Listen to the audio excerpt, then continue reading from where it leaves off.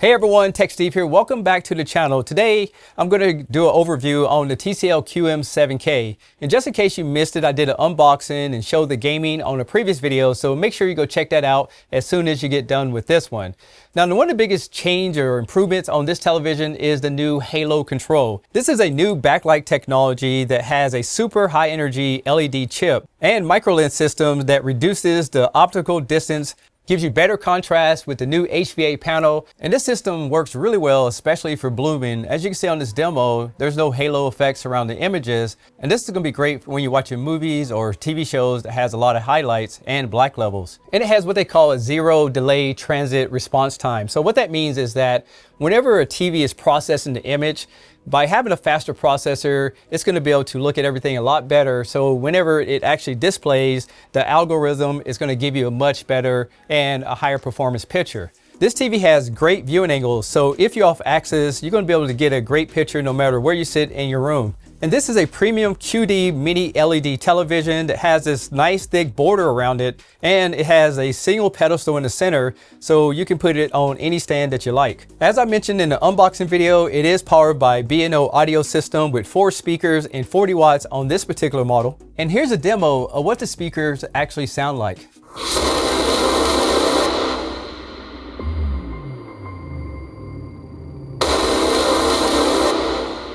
Tennessee,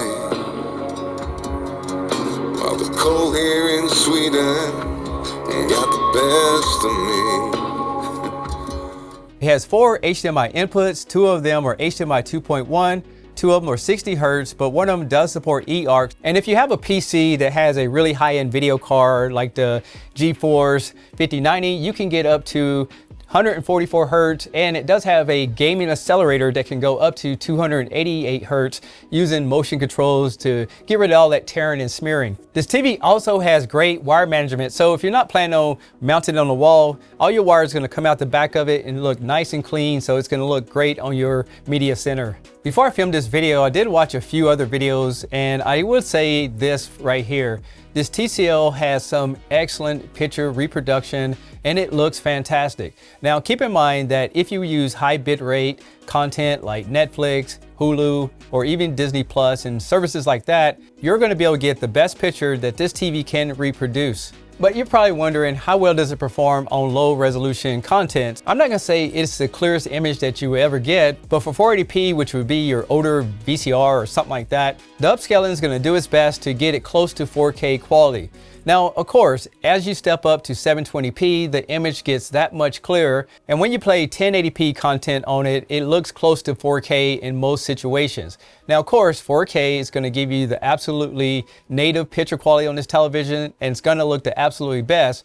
But think about it, that's what this TV was designed for. I do get comments all the time that people saying they're getting soap opera effects, and there's ways to control it. And I would tell you that this QM7K actually does a really good job with motion. Now, here's some caveats. You need to make sure that the TV is in certain modes. So if you're watching sports, you might want to put it in standard or another profile. And if you're watching movies, you want to put it in a movie profile. With up to 480 Hertz of motion control, you have plenty of adjustments that you can do on this television to achieve the very best picture. And I'm here to tell you, when I was watching sports on this television using YouTube TV, I thought it had a very smooth picture overall. And on top of that, it was very bright and detailed. So when it comes to that, the white's going to look really white, the contrast is going to be there for you, and you're going to get a very smooth experience with the TV in standard mode. For my particular taste, I like to just put it in a picture mode that I like and just leave it there. One of the most important things to me when watching a television is movies, because I have a lot of premium services and I want to get the best use out of it. So this QM7K blew my mind when it comes to movies. Even though this is recorded footage, look how clear the image is on this television. I was very impressed how well balanced this picture is. Now, I would say that when it comes to movies, you're going to get great colors, you're going to get a really smooth motion, depends on that setting, and you're going to get really good contrast. No matter what you hear or what you see, I'm not going to say this TV is perfect, but when it comes to movies, it's been very impressive to me to see how good this TV actually performs. But it's not perfect. When I did a dirty screen effect test on it, I did see some areas of darkness and it wasn't completely uniformed. But one of the great things about it is that this is not something that you're going to see watching TV on a daily basis. These are tests that we use to see how good the TV actually performs, and it does a good job, but it's not the best I've ever seen. As far as peak brightness, the 55 and 65 can give you up to 2600 nits, and the larger sizes can give you to 3000. But keep in mind, when they say peak, it means that it's going to go way up and then it's going to level out. In my findings, using some testing equipment in SDR mode, I was able to get over 1900, but still, that's a very bright picture. In fact, most cases, you're probably going to use about 30% of that just because you want it to be easy on your eyes. This QM7K is powered by Google TV. It has a backlight voice remote control, and it has a new art gallery mode, which is going to give you some type of content when you're not watching the television. It also supports Dolby Vision IQ, Dolby Vision, HDR10+, HDR10, and HLG picture profiles. And as a reviewer, I know a lot of people have different applications in their home, and the fact that you can get this TV from a 55-inch in the future up to a 115-inch gives you a lot of flexibility if you're looking for a new model.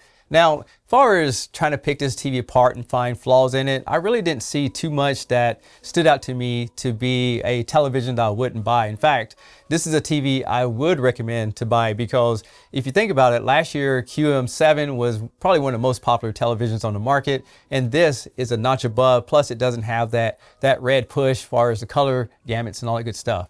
Now, in the future, I will be comparing this TV against the QM6K and the last year QM7 and see how well it really performs. And keep in mind, that video will come out in the future. But for now, I'll say it's a go. If you're looking for a new television, check it out. I'm Tech Steve. Thanks all for watching, and I'll catch you on the next one. Peace.